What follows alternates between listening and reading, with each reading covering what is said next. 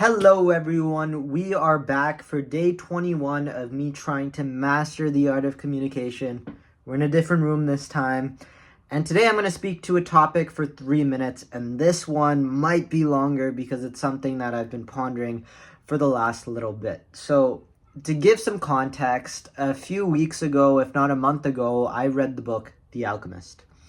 Now, without giving any spoilers, one of the key takeaways from The Alchemist is that the universal language of the universe is love. What does that mean?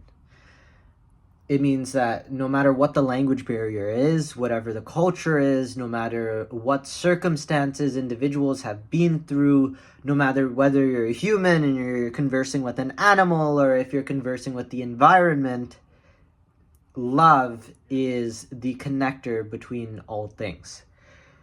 So with that notion and understanding that love is the official, if not the universal language of the universe, I came across two very interesting quotes from two very different books while I was reading yesterday. And the first one is in the Dhammapada, which is essentially a text that aligns with Buddhism. And the quote is, for hatred does not cease by hatred at any time. Hatred ceases by love. This is an old rule. Now, on top of this, the very same day, I was reading a book called A Man's Search for Meaning by Viktor E. Frankl. And the premise of that is essentially, while he was in a concentration camp in Auschwitz, while his feet were blistered and bleeding and he had terrible frostbite and disease and he was malnourished, the one thing that kept him going was love. And he even said, the salvation of man is through love and in love. And what we see here is two very different texts, one at a very, very massive extreme in being in Auschwitz, being in a concentration camp, and him still coming to the realization where all in the world looks awful, that love is a man's salvation. And when we look at this paired with The Alchemist, you can truly believe that when you look at love can be deemed as something that is not only salvation, love can be the antagonist to hate, love can also be understanding. But let's take this even further. Because a few years ago, if not a few months ago, I, looked into two different philosophies. One from a Hindu perspective and the other from a Stoicism perspective.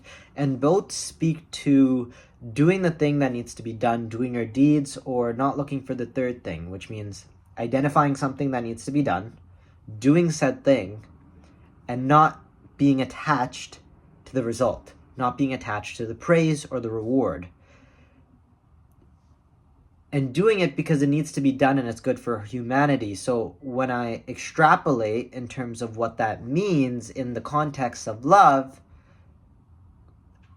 I look at that as unconditional love.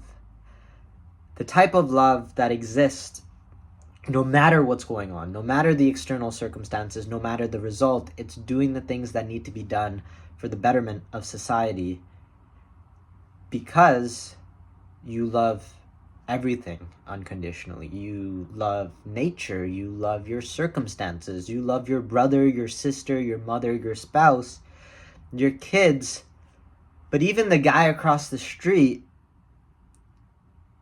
who has a lawn that's out of control and, the dandelions are blowing their seeds over to your lawn, so now there's dandelions sprouting on your lawn.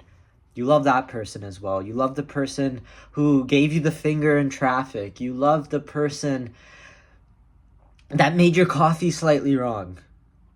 And you love the circumstance as well because you do the things that you need to do without the reward. You love without the condition of receiving that in return.